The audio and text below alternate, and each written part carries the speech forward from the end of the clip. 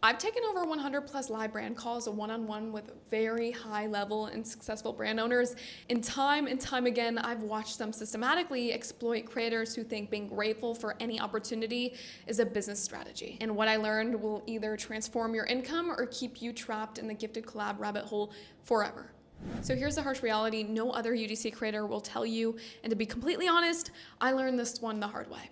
If you don't learn how to negotiate for yourself as a UGC creator, then brands will negotiate for you. And that's how you get stuck with low-paying gifted collabs. I've been the desperate creator saying I'm flexible on price to brands spending $100K monthly on ads. And I've been behind the scenes watching seven-figure companies strategically lowball creators they know won't push back. So I've seen this game from both sides, and in this video, I'm exposing the psychological manipulation tactics brands use during calls and the exact negotiation scripts that took me from $200 deals to 2K plus partnerships, and why mastering this skill isn't just about the money, it's about whether you'll ever be treated as a real business owner instead of a desperate freelancer. But the part that's gonna blow your mind is how every objection they throw at you, you don't have enough followers, or you're new to our industry, or your rates seem too high, is actually a golden opportunity to justify premium pricing if you know the psychological frames I'm about to show you. Before we get into the call itself, let's talk about the 10 minutes of prep work that determines everything though. Most creators hop on calls blind. They don't know the brand's budget range, their campaign timeline, or who's actually making decisions. And that's like negotiating with your hands tied behind your back. So here's my pre-call intelligence gathering. First, competitor analysis. I'm looking at similar brands in their space to understand normal UGC rates. So if their competitors just launched a major campaign using $1,500 per video creators, that sets the benchmark. Second, company research. I'm checking their recent funding, product launches, hiring announcements. A company that just raised Series B has a different budget than a bootstrap startup. Third, campaign context. Is this a text campaign or their major Q4 launch? Urgent timelines and high stakes campaigns pay 2 to 3x normal rates. But here's the key insights from my 100 plus calls. The person who asks better questions controls the conversation, and control leads to higher rates. Most creators ask, what's your budget? That's amateur hour. I ask strategic questions that position me as a consultant, not just a creator. So what's your customer acquisition cost for video campaigns? How are you currently, Mrs. Brand, measuring UGC performance? And Mrs. Brand, what's worked best in your previous creator partnerships? These questions do two things. They give me negotiation data, and they signal that I think about their business, not just my own creative work. All right, guys, so let's just walk through my exact 15-minute call structure. This framework has an 85% close rate, and I'm gonna show you why. Minutes 1 to 3, opening control. So I never start with small talk. Time is money, and I want to signal professionalism immediately. So what I say is, thanks for jumping on a call. I reviewed your brief and did some research on your recent campaigns, and I have a few strategic questions that'll help me propose the best approach for your goals. See how I'm positioning myself as an expert who's done homework, not just the desperate creator hoping for work? Now, minutes 4 to 8 is strategic discovery. This is where most creators fail. They jump straight to talking about themselves. I spend 60% of the call learning about their business. What's your typical customer journey from awareness to purchase? How long is your sales cycle? What objections do your customers usually have?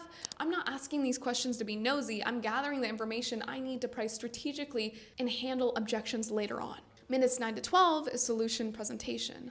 Now I present my approach based on what I learned, not generic UGC services, but strategic solutions to their specific problems. Hey, Mrs. Brand, based on your 90-day sales cycle, you need content that builds trust over time, not just immediate conversions. I'd recommend a storytelling angle that addresses the too expensive objection you mentioned with social proof elements woven throughout. Now, minutes 13 to 15 is value stack and close, and this is where it gets fun. I'm not just quoting a price, I'm building a case for premium investment.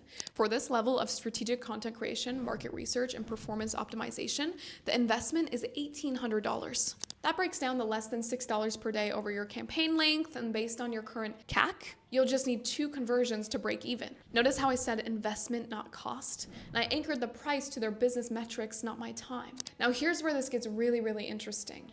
Every creator faces objections, but most handle them completely wrong.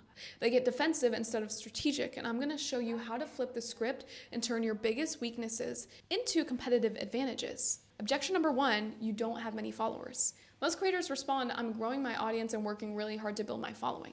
That's amateur. Here's how I handle it. Exactly, Mrs. Brand. That's why my content converts better. I'm not influenced by vanity metrics or trying to maintain a personal brand image. I create purely for performance. My videos for similar brand drove 3.2% CTR because I'm focused on your customers, not my followers. Do you see what I did there? I took their objection and reframed it as exactly why they should hire me. Small following equals unbiased performance focus. Objection number 2 is you're new to our industry. An amateur response is I'm a fast learner and really passionate about trying new things. A strategic response would be fresh perspective is exactly what you need.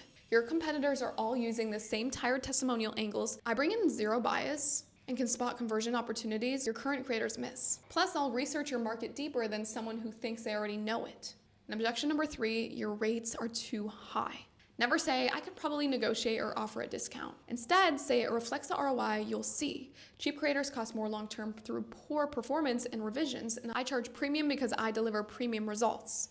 Would you rather pay $300 for content that converts at 1.5% or $800 for content that converts at 3.2%? The math speaks for itself, Mrs. Brand. Guys, the pattern is simple. Never defend the weakness. Reframe it as strategic advantage. Don't apologize for what you lack. Emphasize what that gives you. So let me share some advanced strategies that have saved deals when brands push back on price.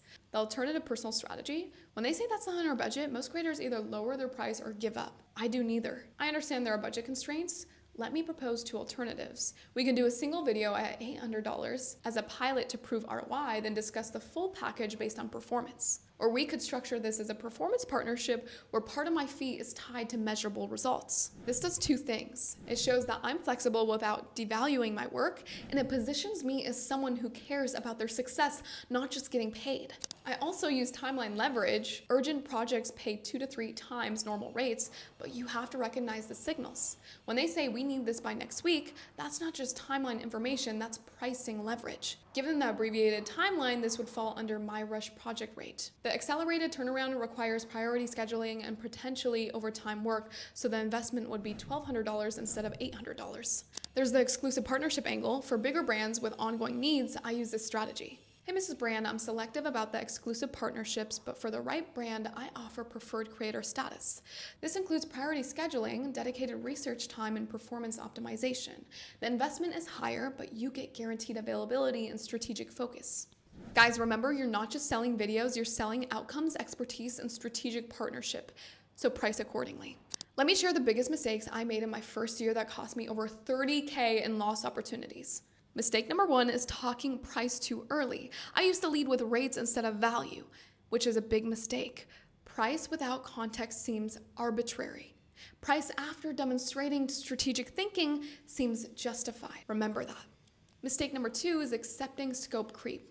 Hey Gloria, could you also create some Instagram stories?